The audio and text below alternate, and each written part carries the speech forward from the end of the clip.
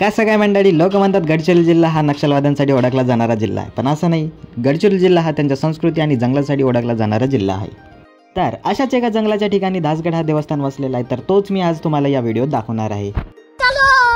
Life with रुटीनमध्ये me routine स्वागत करतो तुमचा माझ्या नवीन व्हिडिओत. कसं आहे ना भाऊ, 2 दिवस नागपूर तर 2 दिवस घरी राहतो आणि घरी आलेलो की एका ठिकाणी बसणारा माणूस नाही. तर मी आपल्या चिल्लर पार्टीसोबत निघालो फिरायला जायला. तर मी पोचलो माझ्या तालुक्यात, तो म्हणजेच कुरखेडा तालुका. आणि कुरखेडा तालुक्याला ना जोडणारा पूल आहे आणि रस्त्याची दुर्व्यवस्था तर दिसतच आहे. तर भावांनो, मी लागलो कोरची रोडवर आणि मस्त जंगलाचे नजारे बघत बघत मी निघालो कोरची जायला. तर 2019मध्ये जो 1 मेला झालेला स्फोट होता तो पण याच ठिकाणी झाला होता. जर तुम्हाला आठवत असेल तर कमेंटमध्ये नक्कीच सांगा.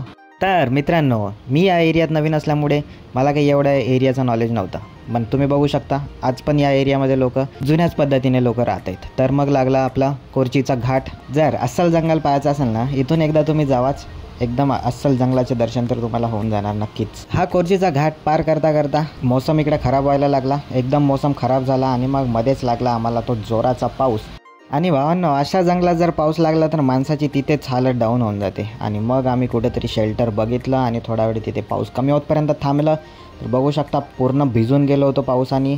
पाऊस जरा कमी झाला आणि पाऊस कमी झाल्यानंतर लगेच आम्ही निघालो जायसाठी. पोचलो आम्ही कोरचीला पोचलो. कोरचीचा हा आहे हायवे. कोरची ते मेन सिटी आतमध्ये असल्यामुळे मेन सिटीमध्ये तर गेलो नाही. पुन्हा पाऊस चालू होण्याच्या आधी म्हटलं भावांनो इथून आता निघायचं. रस्ते अननोन असल्यामुळे मला काही इथं रस्त्याचा एवढा काही नॉलेज नाही. म्हटलं मग अर्ध्या रस्त्यात गेलो आणि अर्ध्या रस्त्यात तर पूर्णपणे सुकलो आम्ही. मग काय थोड्या वेळानंतर दिसू लागला हा धासगड पर्यटक स्थळाचा मेन गेट. आणि मेन गेटमध्ये आम्ही घुसलो. मेन गेटमधनं पण आतमध्ये जावं लागत होतं, 1-3-4 किलोमीटर आतमध्ये गेलो. त्यानंतर मग मेन एंट्रन्स आम्हाला दिसू लागला. कोणत्याही देवस्थानात पोहोचल्यावर पहिले एकच प्रश्न येते, इथं पार्किंगचे पैसे द्यावे लागतात की नाही. पण भावांनो, इथे एकदम पार्किंग फ्री आहे. मस्त पार्किंग वगैरे केलं आणि हा आहे आपला मेन एंट्रन्स.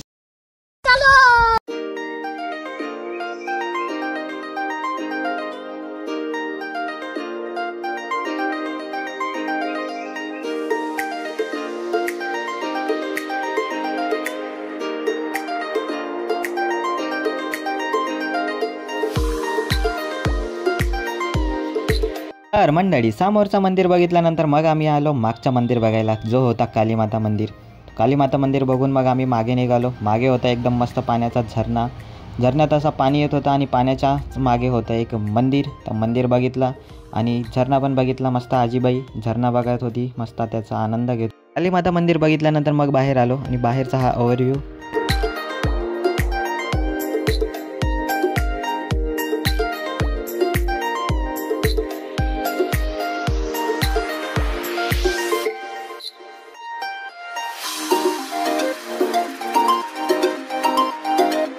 मंदिर बघून झालं, ओव्हरव्ह्यू बघितलं आणि त्यानंतर मग आम्ही निघालो जो मेन धासगडचा जो धबधबा होता तो बघायला.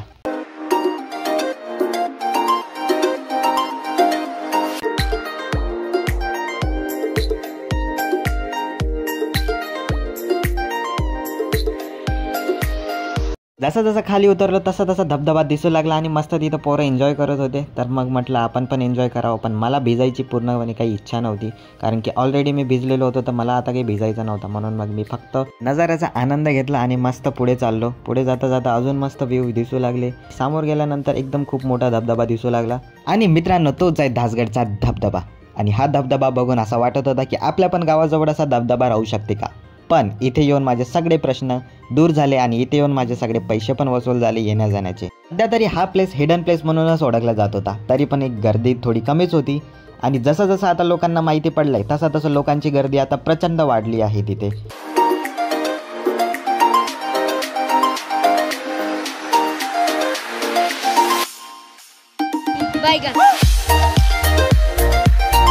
आणि मंडळी, तुम्ही या प्लेसला कधी व्हिजिट करताय ते नक्कीच कमेंटमध्ये सांगा. आणि तुम्ही जर तिथं जात असणार तर तिथे इन्स्ट्रक्शन्स वाचूनच पुढे जा. आणि आम्ही जेव्हा पोहोचलो होतो तेव्हा तिथे पाणी तर खूप कमी होता, पण आता जर तिथं तुम्ही जावाल तर पाण्याचा प्रवाह खूप जास्त वाढला आहे. तिथं पाण्याचा अंत पण लागत नाही. तर खूप विचार करूनच त्या पाण्यामध्ये तुम्ही उतरायचं हिम्मत करा. बस एवढंच तुम्हाला सांगायचं. तर मंडळी, अशा प्रकारे आहे धासगडचा धबधबा आणि मंदिर. तर तुम्ही कधी या प्लेसला व्हिजिट करताय ते कमेंटमध्ये नक्कीच सांगा. पूर्ण ॲड्रेस मी कॅप्शनमध्ये टाकणारच आहे. भावांनो, पूर्ण प्लेस बघतपर्यंत झाली आम्हाला संध्याकाळ. आणि संध्याकाळ झाली की लगेच आपल्या इकडे मौसम खराब व्हायला लागते. तर म्हटलं पाणी यायच्या अगोदर आपण इथनं निघायला पाहिजे. तर अशा प्रकारे आम्ही इथनं निघालो. अशाच नवनवीन व्हिडिओसाठी माझ्यासोबत जोडून राहा. Like, share and subscribe.